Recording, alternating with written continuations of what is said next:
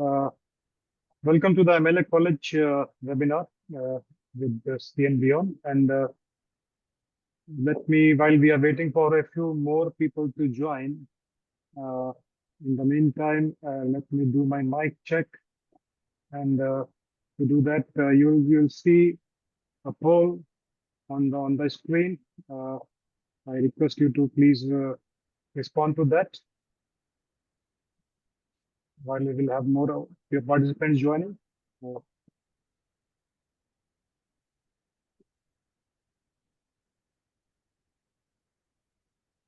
Okay, so just we'll set up a few ground rules here before we start the webinar. And since we have multiple participants in the forum, so I know as we progress along the webinar, we will have some questions which you can kindly put it on the chat box.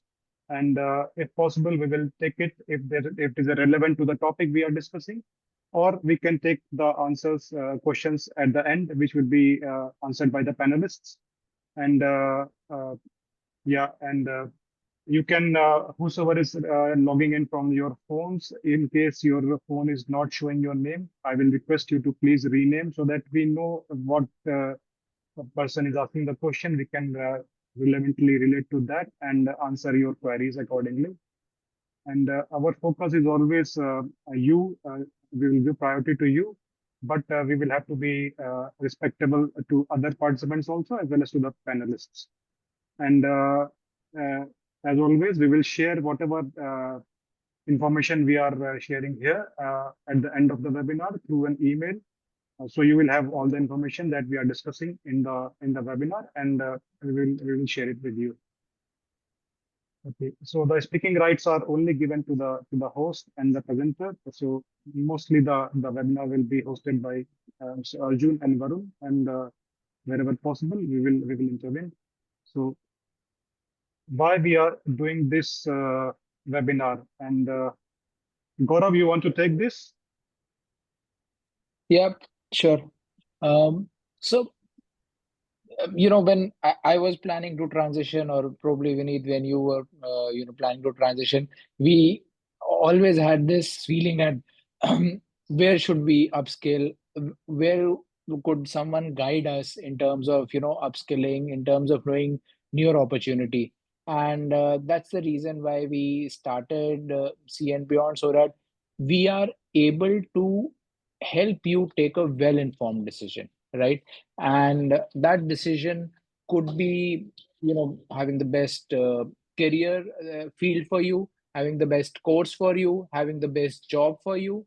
And a lot of times you hear about the best course or the best field, but whom do you hear it from, right? You hear it from a friend who would have uh, heard from his uncle or his friend. There's seldom that you are able to, we seafarers are able to actually hear it from the horse's mouth, if I may say, right from the source. So that's where, we plan to come in, wherein we help you to hear from directly from the source, and preferably an alum, um, so that you understand that what is being told is relevant to you or not, and if it's relevant, then how do you go about it, right? So the idea is that you should be able to take a decision which is best for you by knowing the information directly from the source, right? So that's the reason why we're doing this webinar. That's our vision, that's our mission. And this is on the same lines. We have Arjun over here, we've got Palvi, we've got Captain Varun over here, and the right persons from the course, as well a very, very renowned alum. And so you can have your questions asked, and they'll be able to help. So we move to the next slide, and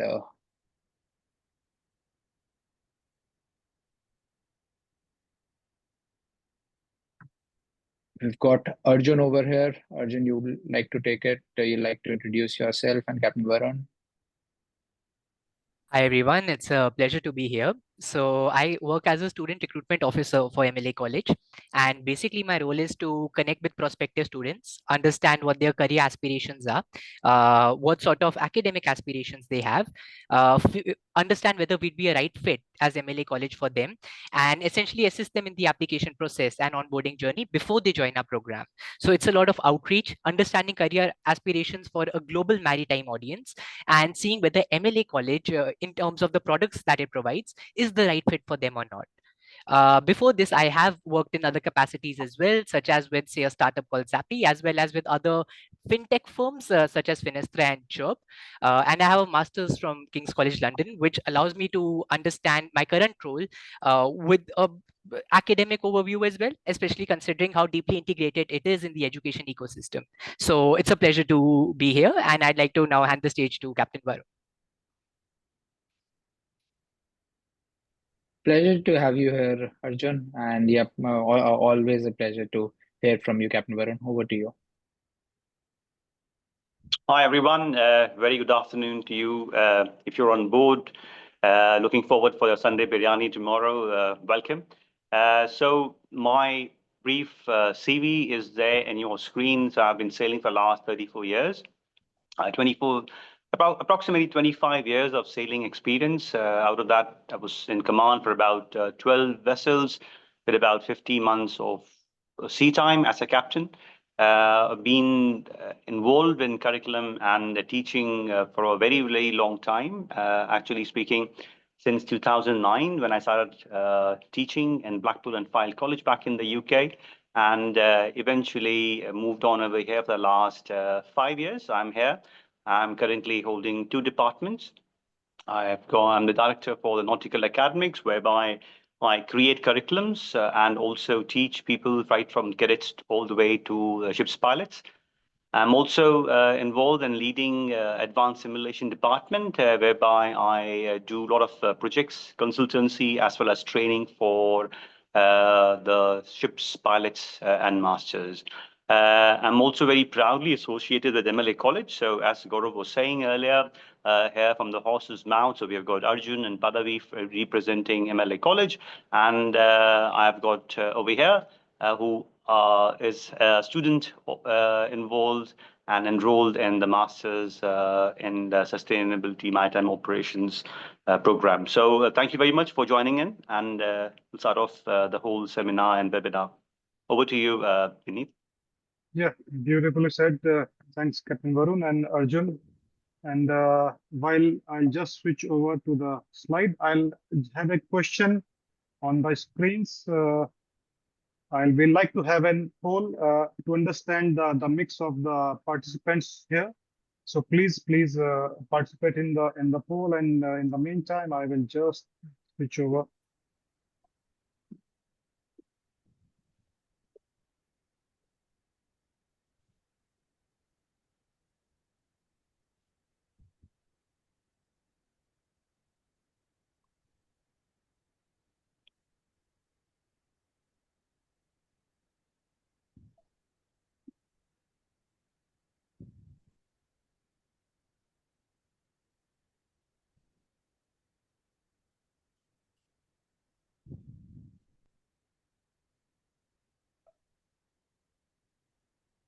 Okay, I can see very little participation, maybe a few more answers.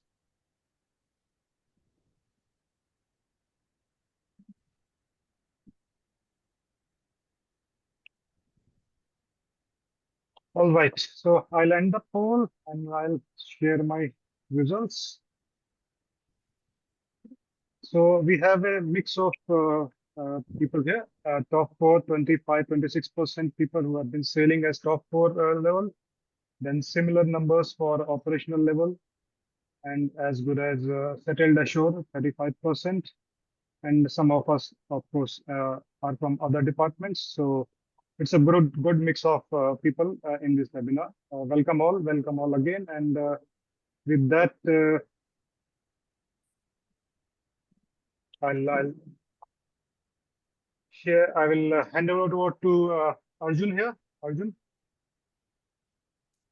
Hi, everyone. It's a pleasure to be here.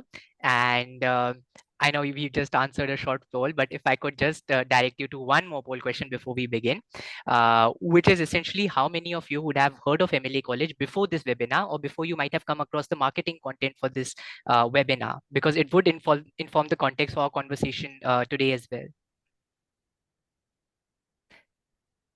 So, Captain Vineet, if you don't mind. I'll just put it on the poll.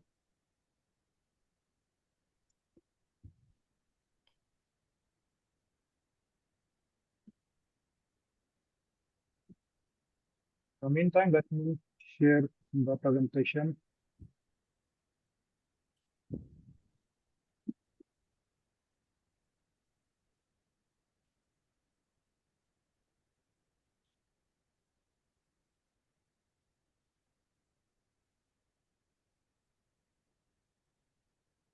Okay, maybe we'll give 20 seconds more to the poll here.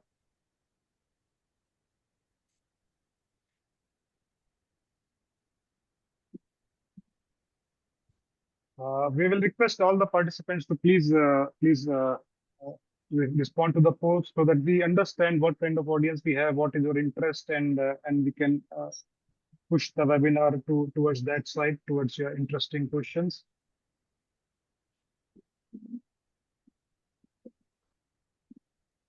Okay. So maybe just for you, Arjun, to understand the mix of the answers, 45% of them have heard about the MLA college, and I can say around half of them so far have not heard. So it's your responsibility now to make them aware and then take up the mantle from here. Over to you, Arjun. All right. Well, thank you for sharing that, Captain Vineet. Okay, so this is a task in front of us. We have to make everyone aware about who we are, what we offer, and are we the right fit for you as an institution? So let me just move into an introduction of who we are. Captain Vineet, if you don't mind. Yeah. So MLA College, we began as part of the Department of Hydrography under the University of Plymouth in 2013. So for the first few years of our existence, we used to offer the, say, educational curriculum, the faculty resources, etc., directly under the University of Plymouth. However, say since around 2017, the last few years, we split as an autonomous higher educational institution, which essentially means that our curriculum, our faculty, our platform via which we provide education is all autonomous. It is all created within our own institution. And the reason MLA College might be of, say, interest to you as a prospective student is in terms of, say, our range of strategic collaborations. As I've already mentioned, we started in the University of Plymouth, and they still happen to be a partner college. We are also a strategic partner of UNITA, that is the United Nations Institute for Training and Research. We have educational partnership with Seafield City of London, which is a pilot project within UNITA. We're a member of BIMCO as well as member of VISTA, and we're registered with the Office of Students, which is the official recognizing body in United Kingdom for educational institutions. So perhaps our range of strategic collaborations might be of interest as it grants academic merit to all our student base. So moving to the next slide. So the reason MLA College is set apart as an educational institution is, again, all degrees of ours, even though we're not directly a part of the University of Plymouth anymore, are awarded by the University of Plymouth. And why this is of crucial relevance to the maritime sphere is because University of Plymouth is ranked one of the top institutions in the world globally for its marine research, according to Times Higher Education rankings. And therefore, this academic degree carries a lot of weight and credential at a global sphere. Beyond this, and this is something I will delve into when I explain the total learning package more in depth, we do have complete flexibility, especially for active seafarers, which, as I saw from the poll earlier, is a significant chunk of the audience, which essentially means that you can view it in an online capacity. You can also download it in offline access. And once I hand over, to Captain Varun, he'd be able to explain his first-hand user experience of the platform so far as well. Beyond this, we understand that, say, remote learning or learning by oneself can be something in which a person does need a sense of motivation, the sense of, say, belonging to a class, right? So we do ensure that we have dedicated tutor support at every junction of the person's academic journey. And the tutor would be one of the designated lecturers on the program itself. So at no point of the program is the student left by themselves. They always have someone to revert to, someone to answer their questions, and someone to meet at any point in their journey when they feel they have doubts. And finally, we do have 3 intakes in a year. So it essentially depends on, say, the personal and professional commitments of the prospective student, in terms of what might be a more feasible intake for them, what might be more comfortable for them. And a most recent intake is in September. Before I carry on any further, I would like to encourage everyone that if you have any questions, if you have any queries, please feel free to put that in the chat box, because apart from polls, we're also very keen to understand your doubts at the moment, your queries at the moment, and whether we can resolve that in our conversation today. So we really appreciate an active audience. And moving to the next slide. So our list of, we have a huge range of programs, and we formally started as Marine Learning Alliance, that is a marine specialist institution. So for your reference today, I've only highlighted the maritime programs that we offer, but these are not the exhaustive list of our programs. For our maritime programs, for our undergraduate and postgraduate programs, we have bachelor's ordinary and honors for sustainable maritime operations and master's in sustainable maritime operations. And Captain Varun, once I hand it over to him, would be explaining a lot better about, say, why masters might be good for people at a particular junction in their professional journey. We also have, say, MBAs in terms of MBA maritime operations.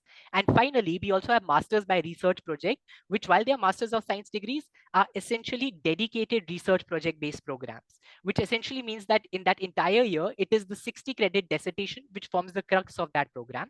And we have specific specialized topics such as hydrography, meteorology, advanced navigation, marine engineering, oceanography. So if someone, say, is a professional in the field and they'd like to reach the highest levels in that particular domain, we do have masters by research project in that particular course as well. So just moving on. Before I carry on to the next one, considering that, we have just introduced some of the programs that we have, I would love to know from the audience that what is the primary reason that you're seeking to upskill at the moment? So Captain Vineet, if you don't mind.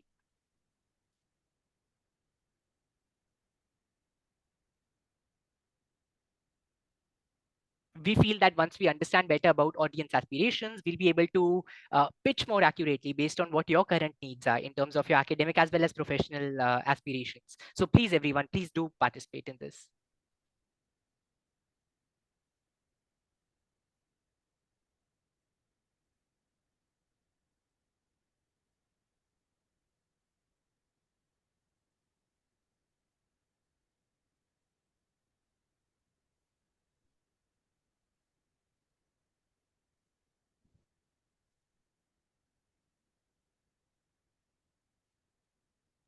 We have only 70% respondents so far. Please respond to the poll. It will help us to gauge the audience.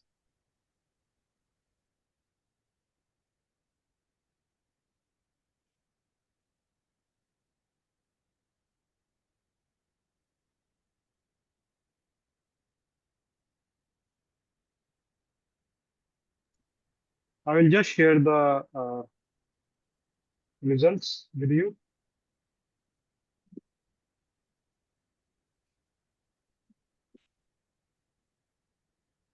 All right. Thank you so much for sharing that, Captain Vineet. And this is very helpful because it makes us understand where the pulse of the audience primarily is, right? In terms of some want to be better at their current role itself, some want to transition offshore, some want to say relevant with different professionals, which could perhaps be their cohort mates or people in the student community of MLA college, and for some seeking better corporate opportunities at different junctions. This is where I'd actually like to turn to Captain Varun. Captain Varun, you've had a distinguished academic and professional experience. You've been involved for a long time, multiple decades, in terms of shaping maritime curricula, in teaching, in developing different courses. So considering that you already have so many professional and academic distinctions under your belt, I'd love to know what brings you to a master's program at this moment. Right, Arjun, thank you very much. So considering, I've been involved with the curriculum design with IMO and with DG Shipping in India for a long time, as you rightly said. The reason you want to invest in higher education, or, for me to come into the master's program, if I'm very candid, I think so everyone has to understand that knowledge today is currency. And in the maritime sector, where technology, sustainability, and governance, they're all reshaping right from everything, right from the bridge operations to board decisions. And I think so I've come to a junction where staying still, it's like moving backwards. This is what exactly I said in my LinkedIn poll. So I think so investing in your higher education doesn't just add a line in your CV, it actually shifts the way you think. We have this perception, especially when we are in a top rank, like as captain and chief engineers and people who are on a show, like superintendents and all, we have this perception that, we know everything. And we've got the experience, we have got our gray hair thanks to all experiences and all. But I think so it will change the perceptive when the moment you enroll into a program like masters. So it just shifts the way you think. It refines your decision making, and you've been in the role of decision making, as a superintendent or as a captain or as a chief engineer and even as an officer for that matters. But then it opens up also lateral career pathways, because when you talk about the hierarchy on the ships and all, we have got a very fixed notion, like people who are chief engineers tomorrow will become superintendents, people who are captains, they will become in operations managers. So we have this vertical roles that we already know this is how the industry works. But the moment you do a master's, or the moment you do your MBA, the moment you start opening up the possibility of doing a higher education, it kinds of opens up lateral career pathways ashore. And more importantly, I think so, what we all have to understand is it gives you the vocabulary to be heard at strategic tables. When we are a seafarer, we have a vocabulary which is again very limited to the seafaring career. The seafaring communities, we have the subjects are very, and we have been very used to this, using this kind of vocabulary in that kind of context. But the moment you do a master's, the things that you learn in your program, whether it's project and data management, it's marine science and engineering management, you have operations and stuff like that, it actually increases your vocabulary to be heard as strategic tables, which will again enable people to climb up into C-suite roles. So if anyone is a seafarer, specifically from that point of view, and they want to transition, or they're dreaming of transitioning ashore, I think so education, I think so it might be a very, very cliche, but I could say that education is your anchor and your sail also. Well, thank you so much for sharing that, Captain Varun. I could fundamentally understand three specific deliverables that perhaps investing in maritime education could offer from what you said, which is essentially different opportunities, that the growth trajectory doesn't have to be so linear, but there's a lot of diverse opportunities, especially with changing maritime trends. And education perhaps can be the door to unlocking those opportunities, the key to unlocking those opportunities. The second being, say, increase in vocabulary itself, which might allow one to have a higher weight at leadership tables, at strategic tables. And finally, also in terms of opportunities for transitioning onshore, transitioning to corporate roles, a higher educational credential might just be the way to unlock that. Am I missing anything? No, I mean, you're bang on that, Arjun. Yes. All right. Well, thank you so much for shedding light on that. And we would be digging more into, say, career outcomes from investing in education as we move along, Captain Varun. But I just turn to our programs at the moment. So fundamentally, if you'll see, even in terms of our course names, we have sustainable maritime operations. So I would like to emphasize that sustainability is also a key component of our programs, and it is for the following reasons. For our maritime programs itself, as I mentioned, University of Plymouth is one of the top ranked institutions globally in terms of its quality of academic research. And because of that, that certification, that degree does carry a lot of global credibility. Apart from that, as a student of MLA college, and this is something I'll expand on further as well, you do have access to University of Plymouth alumni as well, which is thousands of distinguished maritime professionals globally, and therefore unlock subsequent career opportunities in that domain as well. And as I've already mentioned, there is also distance learning exclusive capability that we offer, because of which you will not have to say sacrifice on your career or in terms of your learning time while going through the program. It's extremely compatible with your current professional journey. With regards to the sustainability perspective, which I just mentioned, I mentioned earlier that UNITA, the United Nations institution, is one of our strategic partners. And how that helps us is the fact that UNITAR is also a certifying body for all of our sustainability programs. So one also gets the UN certificate of completion whenever they complete one of our sustainability programs. And beyond that, considering that they're also the creating body for the sustainable development goals, the global agenda, which a lot of MNCs are now in sync with, that sort of education does have a lot of relevance, especially at a higher leadership level, especially considering how the maritime world has been looking towards sustainability practices in their strategic discussions. So I believe that's why these programs gain some relevance. But now I'd like to specifically go into our maritime programs, Captain Vineet. So first are undergrad and postgrad programs. First is the Bachelor's Ordinary and Honors in Sustainable Maritime Operations. These are top-up programs, which basically means they are equal to the final year of a traditional bachelor's, because of which their duration is lesser than a traditional bachelor's. Our ordinary bachelor's top-up is 12 months long, whereas our honors is 18 months long. So within this duration itself, one gets a full Bachelor of Science degree from the University of Plymouth if they're interested in going through this program. I've also enlisted the different tuition fees. I've enlisted like some of the modules which are covered within these programs. And I would like to emphasize that the core difference between an honors and an ordinary degree is a research project. The reason a research project, and I think Captain Varun would be able to back me up on this, acquires significance is that if one wants to gain subsequent academic qualification, perhaps go to master's level, eventually work on a thesis, a research project experience in your bachelor's can be a very crucial differentiator to make your application more competitive for subsequent programs. Captain Varun, would you like to add anything here? Yes, I mean, for the people, generally speaking, we don't have this kind of honors program back in India from that point of view. So this is specific from UK perspective. So generally speaking, that ordinary bachelor's is considered to be a 3-year program, and anyone who has done bachelor's of honors in honors, it is considered to be a 4-year program, which makes you much more relevant in terms of doing your master's and the right ideal candidate. So the honors is considered to be a much more high degree. It is not to a master's level, but it is considered to be a much more weightage when it comes to ordinary bachelor's or honors bachelor's. Thank you for that, Captain Varun. So now specifying the eligibility criteria for this, and this is something I've tried to attune also more to the Indian academic curriculum to explain this a little better. There could be professional or academic routes through which one could enter any of our educational programs, because we're aware that the maritime domain in general focuses more on competencies than academic certification specifically. So if one wants to come through an academic route, then of course they must have a higher national diploma or a foundation degree in a cognate discipline, which could be say nautical sciences, navigation, marine engineering, any relevant subject they have a foundation degree in, which is roughly 2 years of a bachelor's. That is a suitable academic route for this. However, if they wish to come through a professional competency route, which I know would be applicable to a lot more of the audience base here, it would be applicable to a lot more audience base here, then essentially they must have a second mate or a third mate COC. That would be enough of a professional qualification to allow them to, circumvent the required academic qualification. If they work for a few years, say as a second officer, as a third officer, then what our academic team does is essentially they try to equate that professional experience to academic equivalencies. So even if they don't have a diploma, they don't have a foundation degree, the professional experience compensates for that. So this is something which allows people to be eligible for our bachelor's program. If you have any queries about eligibility, please don't hesitate to ask. We can cover that during our Q&A session. But moving on to the next program.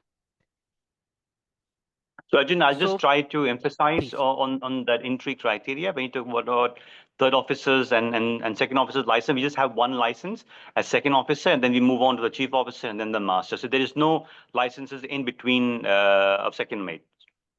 Of course. Thank you for clarifying that. So sure. Yes, essentially one has served in that capacity or has that license, then they are more than eligible to apply for the program. Thank you for clarifying that, Captain Varun. And no problem.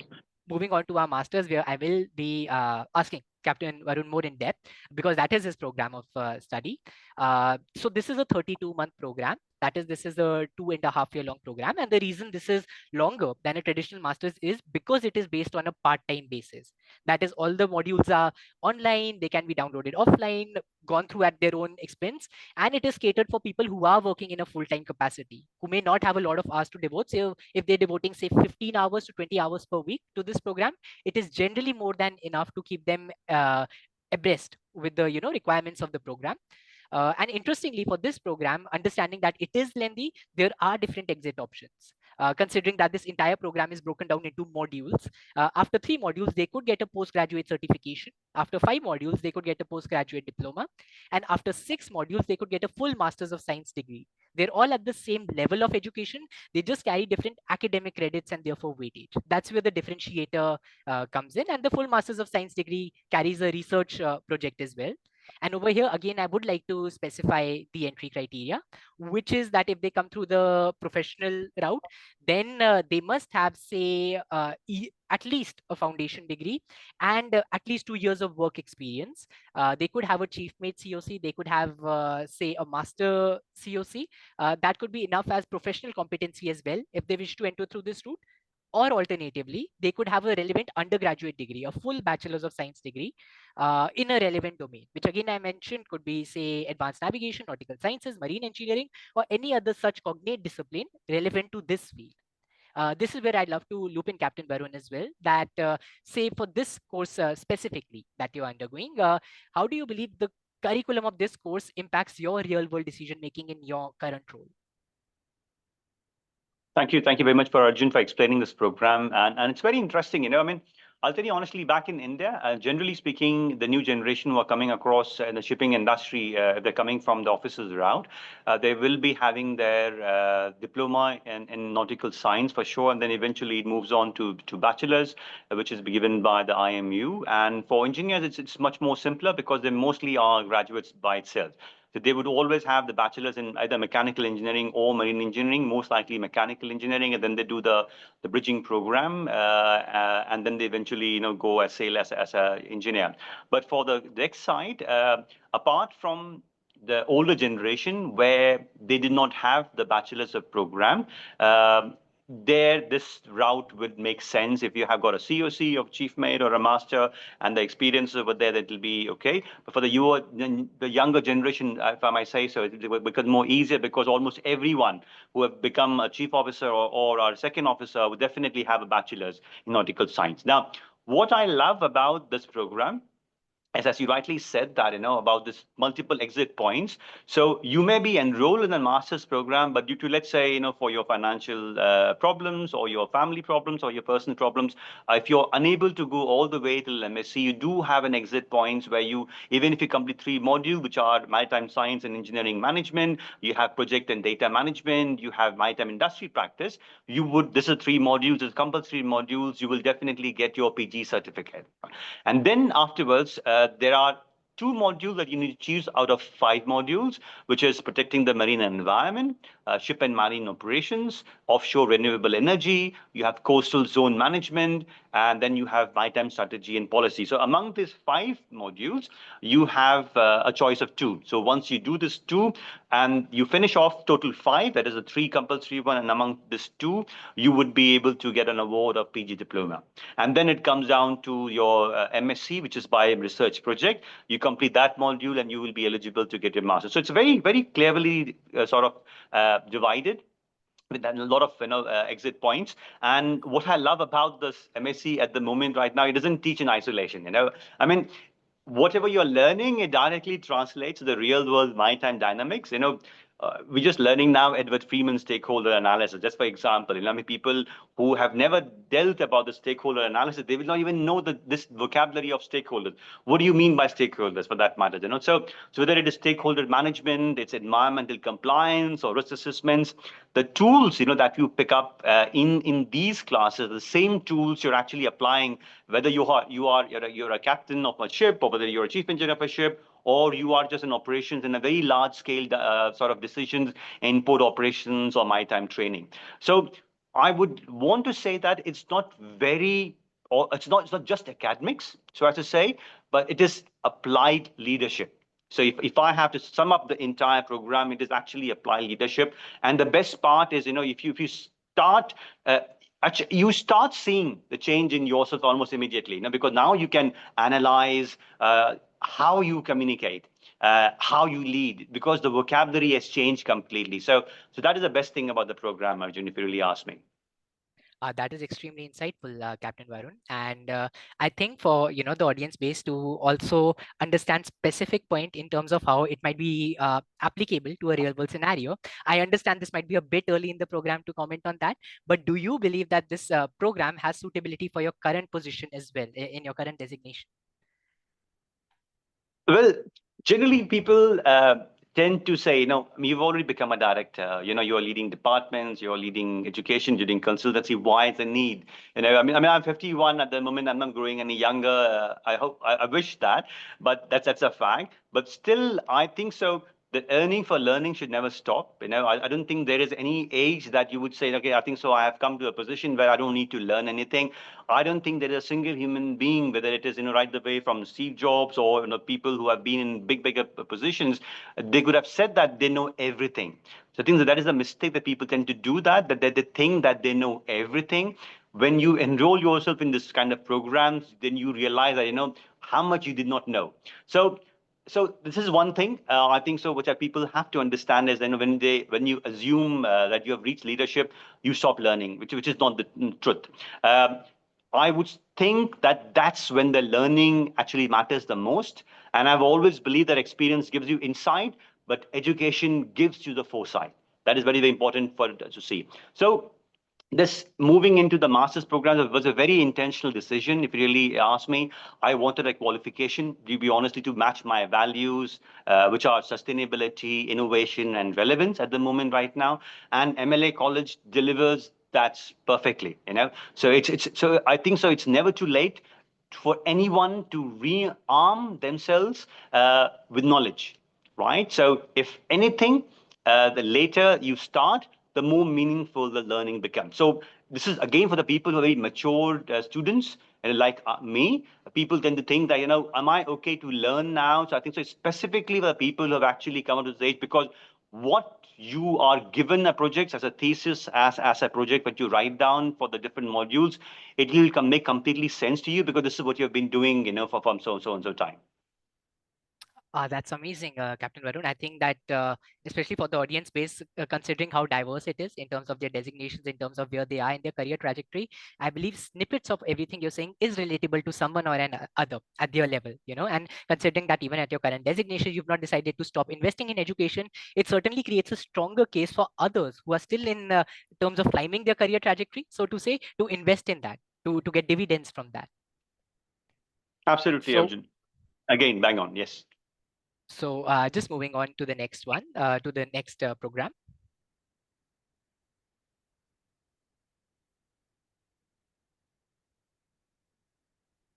So this is our MBA program. And again, as I mentioned about our bachelor's program as well, that's a top-up. This also is a level 7 top-up program, which is why it is a 1-year-long program. And basically, it deals with a research project.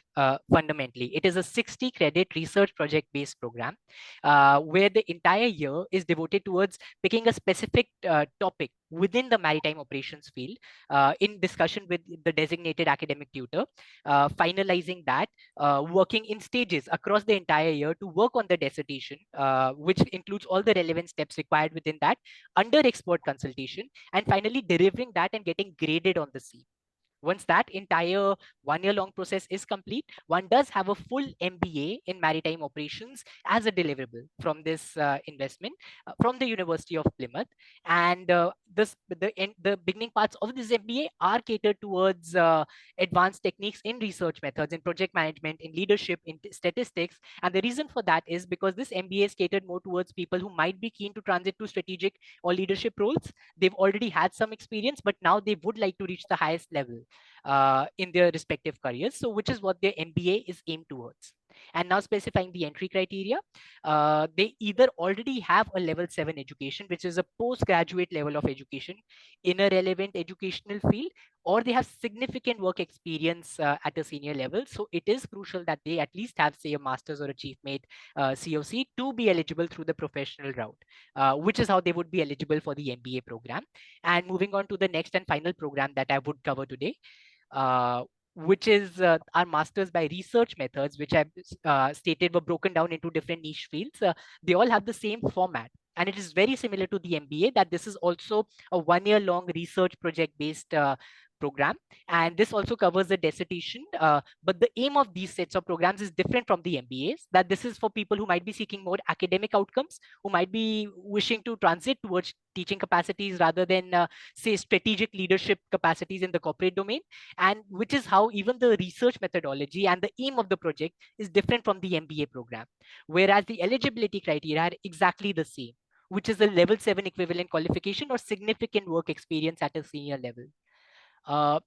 Before I move on to the next part of this presentation, I would like to get back to Captain Varun again, that we've covered different levels of programs. We've covered bachelor's, master's, MBAs, and research projects. Do you believe you could shed more light on which set of people these programs might be more relevant to? Say, who would a bachelor's be more relevant to? Who would a master's be more relevant to?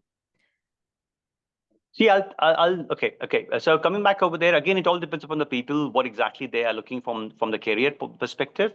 Now, again, Masters of Science, whether it is in global sustainability or it's sustainable maritime operations, it's hydrography. Again, it's all they like, but exactly where they want to sit over there, eventually over there.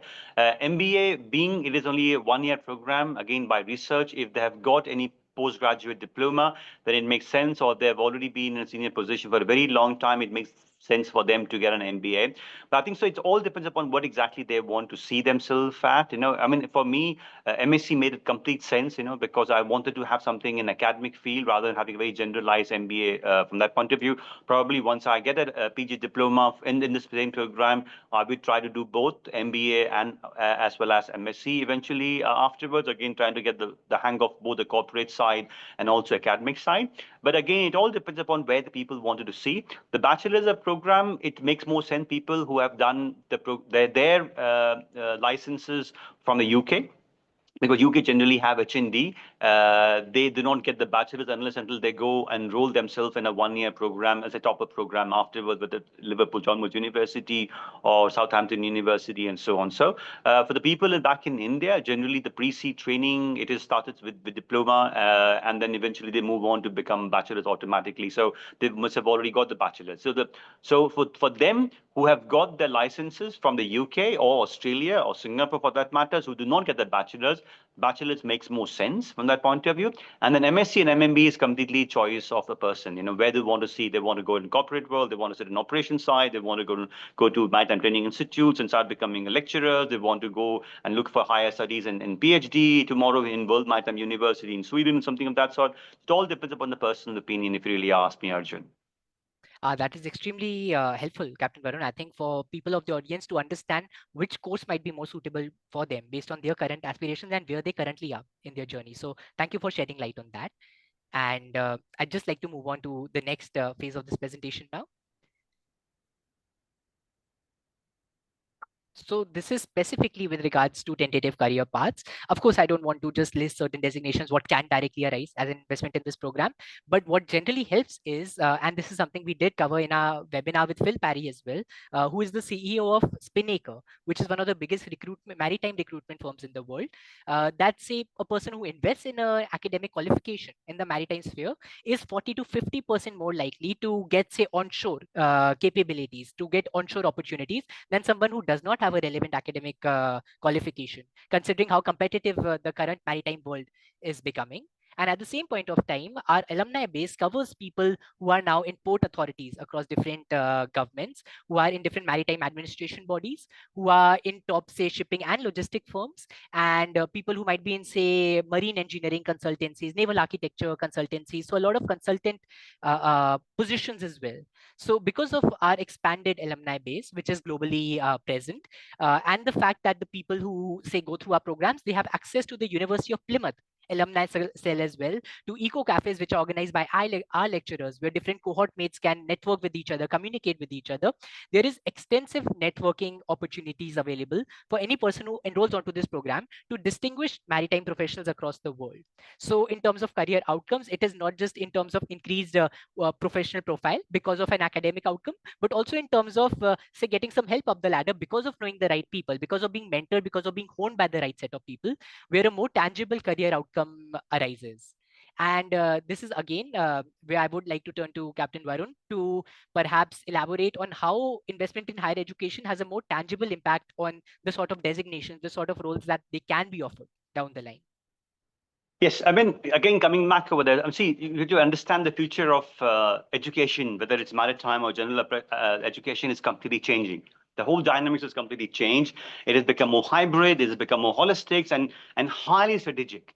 So it's no longer about memorizing rules or memorizing subjects, and it's about interpreting global trends, understanding systems thinking, and shaping sustainable operations. So as sustainability, I don't think it's a buzzword. It is something that we have to live for a very long time, and the better for the world itself. There are so many opportunities which opens up the doors for you if you have done something in sustainability. Program like MSc in sustainability maritime operation are just ahead of the curve. So they don't just prepare you for what's coming; they train you to shape what's coming. So there's a different thing, right? So either you are just getting involved in to enroll in what's coming, or you're actually the one who's trying to create something that will shape the next future. And I think so from that point of view, I believe MSc is the highest form of learning, okay, education from that point of view, because it not only elevates your career, but helps you elevate the industry. So you start not only following, but actually giving a direction to this industry. So I think so. To sum up everything, I would say that at some point of the career, knowledge must evolve from experience alone to structured insight. So we as seafarers, we've always been on board the vessel, to the chief engineers or captains. We've already been there with their experience over there, but it has to actually go into structural or structured insight, and that's what higher education offers. Just not just answers, but better questions, a sharper thinking, and the confidence to lead what's next. That's extremely valuable to know, Captain Varun. So, as I'm sure a lot of the audience members can appreciate, that for someone who spent decades in the academic part of the marine industry as well, apart from their professional sailing experience, they certainly have a very keen insight into understanding how there can be tangible dividends from investing in education, as Captain Varun has so wonderfully highlighted. So of course there's a strong case to be made, and certainly there are very foreseeable career consequences from investing in whatever level of education is suitable to that person at their part of the career trajectory. So I would just like to move on to the platform exactly in which we offer our education. So for this, MLA College does take great pride because they did get Academic Innovation Award for their total learning package. What basically is the one-stop shop for all educational needs throughout the program. Which basically means that every module has a particular total learning package, which is the online platform through which they can access all resources required for the program. As you might be able to see from the picture itself, there's an induction welcome package, which orients the person about how to use this facility. There's a My Module package, which essentially are the recorded lectures for different parts of the module. There's the assessment package, which is the submission requirements that a person has to do based on their learning from the recordings. There's contact, news, and technical requirements to ensure that the person is always abreast with what sort of academic and technical requirements are asked of them throughout the program. And because of that, it's quite a one-stop shop in which there's very rarely the need for an applicant to approach, say, the student experience team, the IT team, etc., for any junction that they don't understand. But in case they don't understand, there always is a team ready to relay their relevant doubts in the different domains. Again, as I mentioned, for active sailors, we do have offline access capability because we understand that internet connection cannot always be guaranteed. It fluctuates. Sometimes it's completely offline. So we do have offline access capability upon download. As I've already mentioned, there's also a designated tutor throughout the course for each and every program and for each and every module. So this is of relevance because say we've had some applicants from some countries whose system of education, including India, for example, is very different from the UK system of education, very different from the UK system of grading. So the academic really helps them translate their academic experience to say what the grading criteria might be here, what the submission criteria might be here. And often for a lot of our international applicants, over a few months, they become very acclimatized to the process. They become very adapted to the process, and our tutors also very keen to understand how their geographical variations can differentiate academic input as well from the part of students. Apart from that, for people who are actively sailing, we do have access to a USB stick as well. So even if you can't access the link, there's always the capability that you'll still be able to access the module through the USB that we'll ship out to you. So that is our total learning package. Now I'd just like to highlight our application process briefly as well.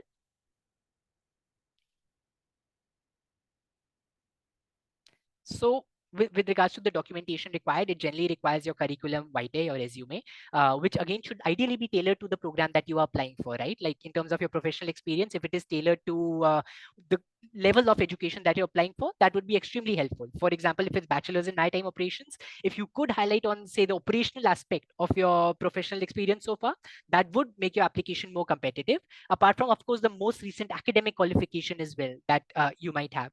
A passport, or in the absence of a passport, any national government issued ID, your relevant academic certificates and transcripts of a relevant qualification, which would be very helpful.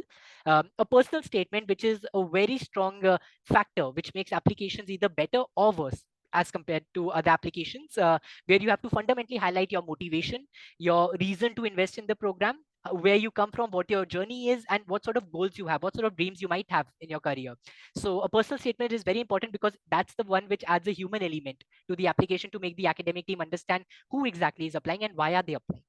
And finally, English language certificates, which is required for all international applicants. But in case they don't have something like, say, IELTS, TOEFL, or any other such standardized test, they can also submit their, say, class 12th exams, their high school results. And if it is above a certain grade, which is set by University of Plymouth, that should also act as adequate proof of the English language competency. And finally, in case of availability of none of these proof, we do offer a free of cost English test as well. So in either case, English language competency will not be an issue if the person has a functional level to be able to go through the program. And moving on to the process itself. So the application process is fairly straightforward. There's a certain link that I've just shown on the page, which is the application portal link of MLA College. You can easily get here through the website as well. Essentially, you go to this link, you say create a new application if you haven't created an account yet. You confirm your email address, your number. There would be an OTP verification to ensure that it is the right person applying for that. You fill in your personal details and you upload the required documents, which I've just mentioned, the 5 list of required documents, which are extremely important to make an application competitive. And then you click submit. In terms of, say, the process from our end, we generally pride ourselves on the fact that we give fast turnaround times on whichever application comes to us, and within a week we generally have an outcome for each and every applicant based on if they've submitted all the required documentation, or if there's a scenario that some documentation is missing. So this is the process. It's fairly straightforward. If there is any assistance required, if there's any queries required, that's where I really step in as a recruitment officer. So you can always reach out to me for this part of the process. And considering that, Captain Varun has been through this process, he is accessing our total learning package now. I'd love to hear his feedback right now in terms of how his experience is. Has it been smooth? Has it been conducive? Or are there any deficits which we can bridge from our end?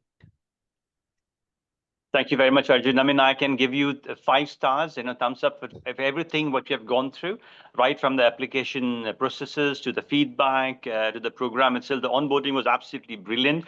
I'm definitely a true sort of a believer that you can actually do best in terms of everything, but you guys have actually taken the step much more ahead. So I have an absolutely brilliant experience with you all, right from the admissions, the feedback, the process of whether I'm eligible for the programs, or even the program itself. I mean, the kind of feedback that I've been getting from the tutor, the personal tutor for the program, it's absolutely brilliant. Sometimes I fear because of the kind of messages that I get over there, because she's completely on it, and it's never the case that I have to chase the tutor for any kind of feedback and things. And the TTLP itself is a brilliant tool. I mean, you can download it in your time, you can watch it in your time. You don't require kind of internet for that point of view. So it's a brilliant tool by itself. So thumbs up for you guys. Well, thank you so much for that kind feedback, Captain Varun. And that's why we really do appreciate C and Beyond offering this sort of platform in terms of which, say, a recruitment officer can talk to a current student, ask them for their real-time and honest feedback, because, of course, that is a more objective third-party perspective than the one I might be able to offer at my end. And I'm sure that's why it is a lot more relatable and transparent to people who might be interested in applying with us. So I would just like to move on to the final part of the presentation. So as I just mentioned, the role of C and Beyond here, and as Captain Gaurav also mentioned at the start, that we are in a strategic partnership, MLA College and C and Beyond. So we believe that coming through C and Beyond as a relevant forum to applying with us has a huge set of benefits for people, which are as follows. First, there are institutional discounts, which can be discussed more beyond, say, the webinar itself, because I saw that there was a question on discounts and scholarships. So that's something we can discuss beyond the webinar. Apart from that, there is expert guidance offered by them in terms of academic and professional upskilling, because they do have experts in the maritime domain who have significant academic and professional experience, and therefore are the ideal point of contacts for helping people charter their academic journey, for helping people charter their professional journey. And finally, because we've talked about, say, the products or the programs that might be suitable for people, but the final result or the final dividend of utilizing that in a real world scenario is connection with, say, tentative employers, is connection with tentative people who might be able to offer relevant employment opportunities, which is again where CN Beyond steps in. So really, in collaboration, we're offering an end-to-end service in which there is guidance, there's support, there's cutting edge maritime educational expertise, and finally there is employment support, which is how we believe this collaboration can be very suitable to provide assistance to people at all junctions of their journey. And Captain Gaurav, Captain Vineet, if you'd like to add anything here, please feel free. Yeah, so just to, because I think audience has been uh, not engaged for long, so let me just put up a poll here, and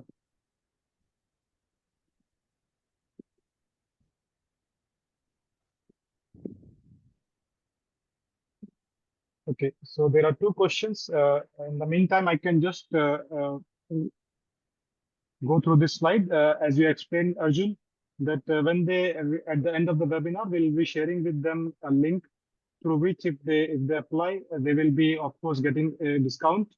And there are numerous things, as you said. There are different type of letters to be written, and then there is a presentation to be made, and then a set of documents which are to be submitted. Then there is a visa process also if somebody has to go to the UK. So we are helping with them that. And as you said, you have a bachelor's degree, you have a master's degree, and then is an MBA program also.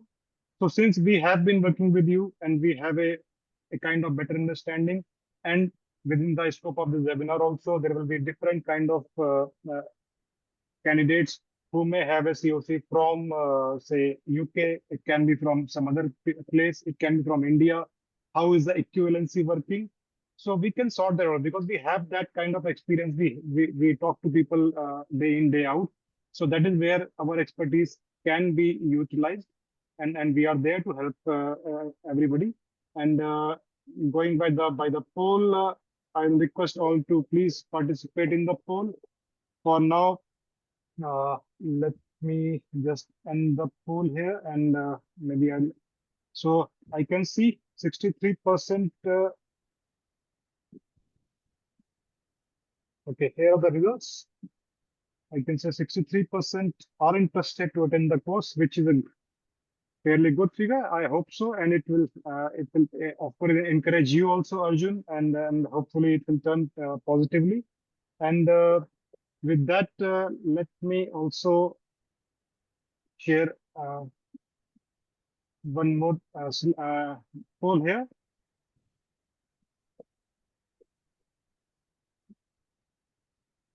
Okay, so with this webinar, before we take in the question and answers, and we have a few questions, relevant questions.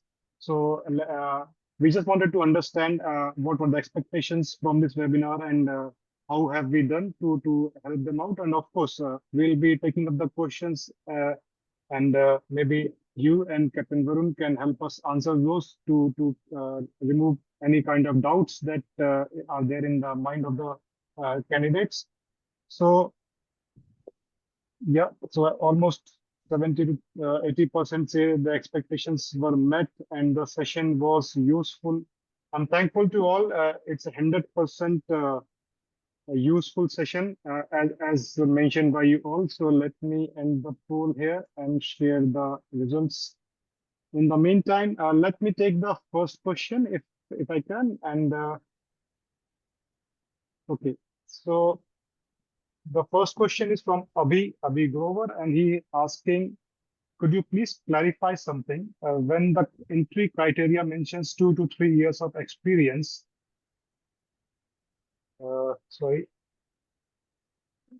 Yeah. So when the criteria means mentions 2 to 3 years of experience, does it refer specifically to onboard time as an officer, or does cadetship time also counts? Or is it counted from the year one starts sailing on board in any capacity? Maybe I Captain would Varun. Yeah. if you don't mind, I'll just like to, because we've been through a lot of applications, in which people specify their professional experience, Okay. especially because I think this question would be more relevant for the bachelor's program itself. So for people who might not have a relevant academic qualification, but they've say started directly sailing, I would like to assure you that it is directly from the point you start sailing on board in any capacity. It doesn't have to be at a particular designation. It does, of course, incur into the fact how many total years you have sailed, of course, what competencies you have acquired, but it does start from the moment you start selling in any capacity. So I would like to clarify that. And just building onto one more thing, I've also shared my email address. So if anyone is interested in asking any specific queries, very individual to them also, please feel free to reach out at that email. And I'll hand this back to you, Captain Vineet. Okay. So then we have another question from Nitin Kumar Jadhav, and it's he's asking, can an operational level engineer enroll for MBA? So in this, I would like to clarify that MBA, because I did mention when we were going through our programs, is a level 7 top up. It does have certain academic bars as well, which basically means what would be your highest level of academic qualification. Up to what level have you studied? That's a crucial differentiating factor as well, because it only depends on, it only has a research project. So that's why they are very, specific about what your level of education is. But at the same point of time, perhaps it might be a little improbable directly to be eligible for this program. They might offer you an admissions assessment or another criteria to see your suitability, but it would be a little challenging at this junction, if I'm to be completely transparent. Okay. But maybe we can sort that out and see case by case basis how much experience he has, how much previous experience he has, and then we can understand how he can fit into a particular program or a different program altogether. 100%. And that's why I've shared my email as well, that if you want, you can please share your profile with me. You can share your aspirations with me, and we can have this conversation. We can have a meeting specifically one-on-one as well to discuss that. Okay. So there is a question about, is there any scholarship available?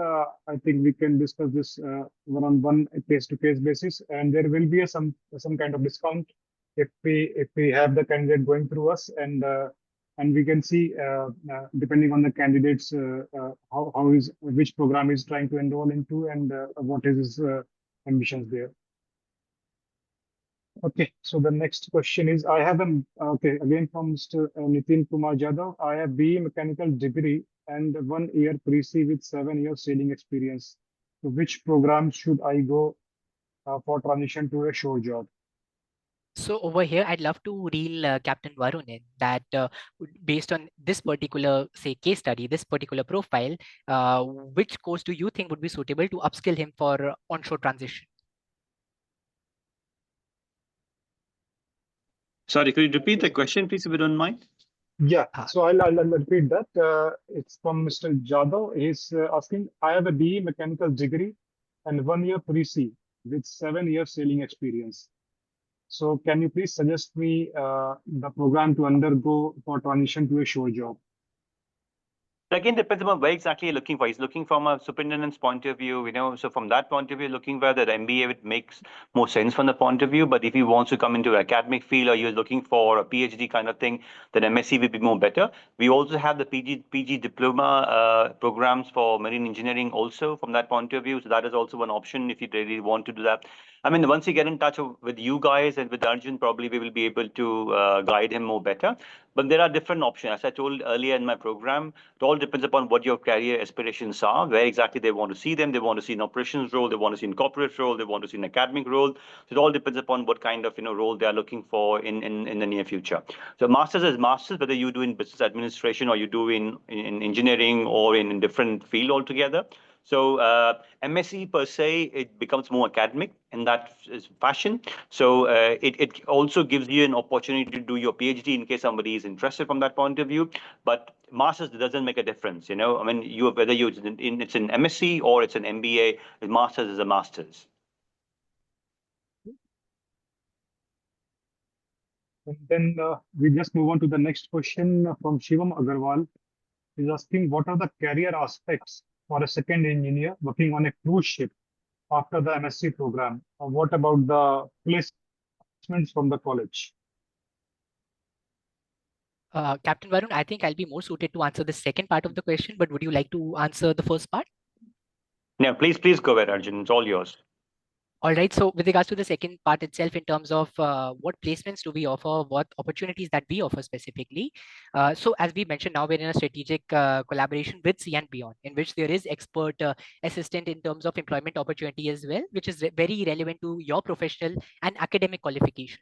So we have one partnership with them. We also are having an evolving partnership with, say, Spinnaker, which is also a maritime recruitment firm, especially, in which we are trying to create an end-to-end assistance for the student life cycle as well, to say transit them from active students to their career aspiration of their choice. So these are cycles we are actively working on. I would like to clarify that, say, unlike Indian education institutions, we do not have a dedicated placement mechanism, because that does not exist in UK institutions. But what we do offer are networking opportunities, access to events with, say, distinguished maritime professionals, and access to institutions like C and Beyond, like Spinnaker, which are specialists in assisting with employment placement as well. So these are some things that we can offer. Of course, the first part of the question, that what career aspects can arise from this Masters of Science program, Captain Varun would be more suited to answer that.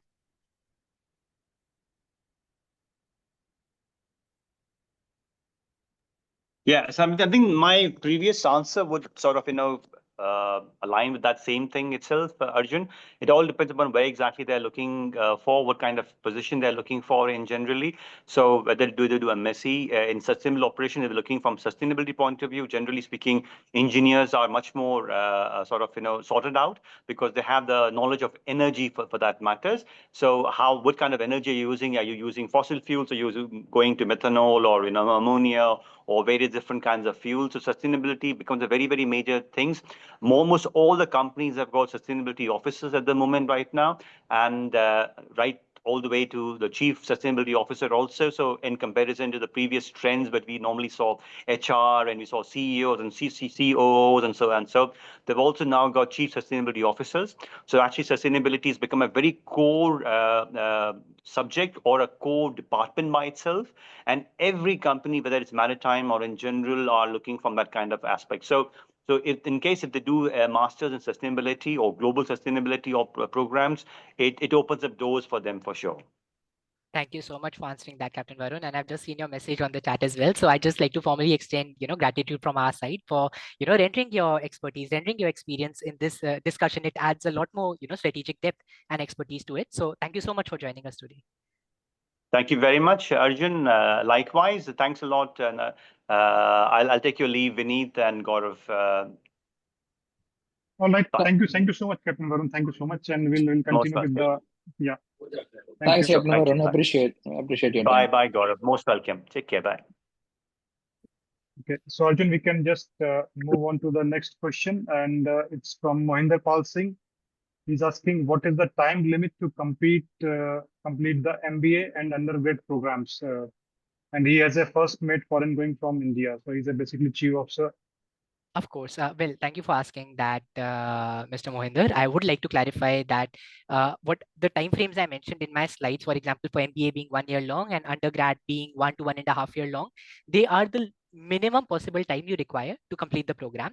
At MLA, because we are, we focus on flexibility and making programs convenient for all seagoing professionals, you can take indefinite study leaves between programs. Like, for example, if you've completed a module, you have a personal commitment, you have a professional commitment, you've recently received a project that you have to work on for the next 6 months, you can take a study break and get back to where you left from after coming back from your study break. That does not hamper, say, your fee payment, that does not hamper your academic process, your grading, etc. So that way, the times I indicated are minimum times required to complete the program, but it can be a much longer time scale than that based on your feasibility.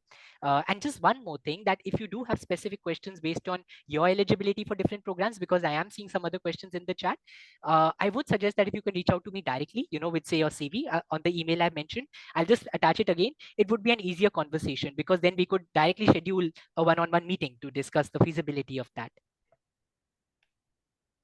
Yeah, sure, because every case can be a different requirement altogether. What is his perception, where he wants to, where is a interest and which field he wants to pursue, what kind of career he's looking at.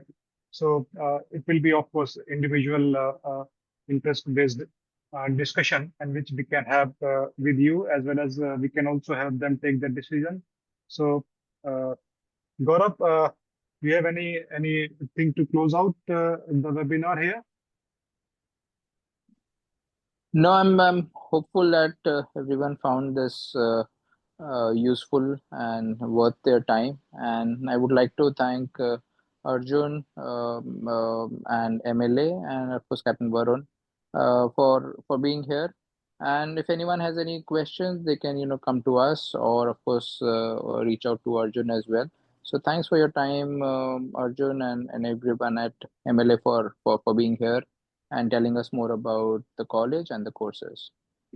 It's been a pleasure to be here. Thank you so much for the platform, Captain Gaurav, Captain Vineet. It's really been a useful session, I believe, from our end as well, to engage with audience and understand the aspirations better. And on a closing note, I would like to say that, as I mentioned earlier, we do have 3 intakes in January, May, and September, with September being our most close upcoming intake. So if you are keen to apply, if you're keen to see whether you're eligible or what outcomes you can get, please do reach out to me. We're very keen to have this conversation rolling forward. So thank you once again for all this. Thank you so much. Thank you so much, Arjun, and all the participants.